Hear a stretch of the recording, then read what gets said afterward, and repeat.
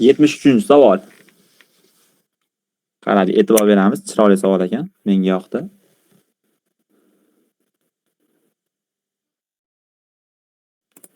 73. Hovuzga 3 ta quvur o'rnatilgan. Bittasi uni to'ldiruvchi, ikkitasi esa uni bo'shatuvchi. Bo'shatuvchi quvurlarning biri hovuz o'rtasida, boshqasi esa ostida joylashgan. Yaxshi. Demak, tepadan bitta tushyapti. I maytdan o'rtasida bittasi bo'shatuvchi, I manaqa ham bitta bo'shatuvchi bor. To'ldiruvchi quvur bo'sh hovuzni 9 soatda to'ldiradi. Demak, birinchisi 9 ekan.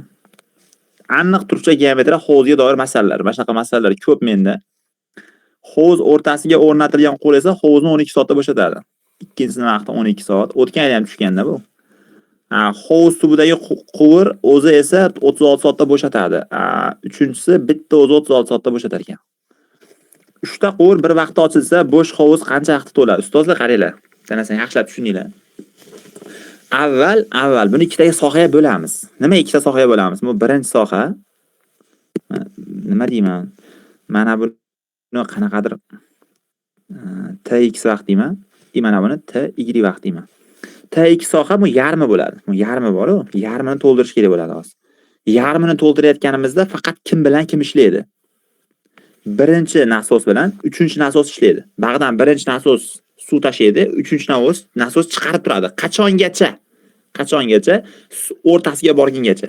O'rtasiga borgandan keyin esa o'rtasining tepasida endi ham ikkinchi nasos bilan uchinchi nasos suv chiqarishga harakat qiladi, birinchi nasos to'ldirishga harakat qiladi. Tushunyapsizmi?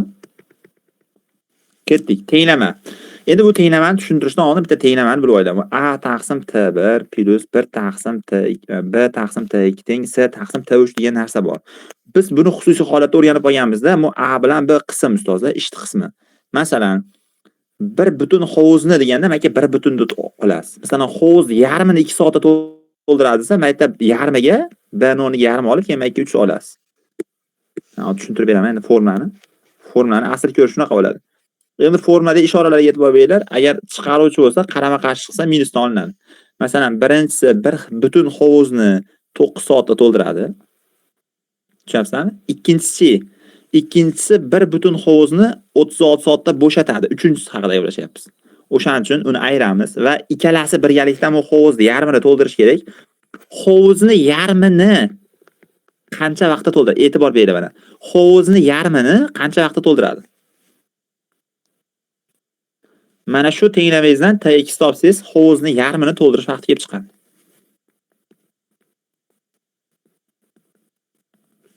Bir taqsim 2 ta T2. T2 qiymati ne chiqdi? Xo'p. 18 taqsim 3 bo'lib 6 ekan. Ya'ni 6 soatda to'lar ekan birinchisi. Endi ikkinchisi ustozlar. Ikkinchisi mana yuqoridagisini kim to'ldiradi? Yuqoridagisini bir butun hovuzni T1 to'ldiradi va ikkinchisi ham bo'shatadi, uchinchisi ham bo'shatadi va ular birgalikda yarmini qancha vaqtda to'ldiradi degan savol. 1 taqsim T1 36, bir butun hovuz 36 da to'ldiradi. Keyingisi 12 soatda bo'shatib yuboradi. Keyingisi esa 36 soatda bo'shatsa 1 taqsim 2 ta T bo'ladi. Birinchisi 9 ustoz. 9 midi? 36 mahraj bo'lsa 4 minus 3 minus 1. 0 bo'lib qoladi.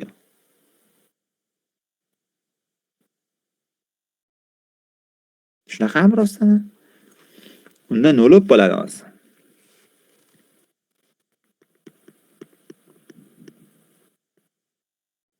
Nima bo'ldi shunda? 0 bo'lib qolar ekan. Demak, T nechidir taqsim 18 taqsim 0 bo'lib qoladi. Bu nima degani? To'lmaydi degan. Ya'ni bag'dan mana bu birinchi nasosdan qancha suv tushsa, ikkinchi nasos bilan uchinchi nasos o'shani chiqarishga ulgurar ekan. Demak, suv mashta qolar ekan, o'rtada qolar ekan suv. Suvni tepaga ko'tarilmas ekan. Tushunyapsizmi?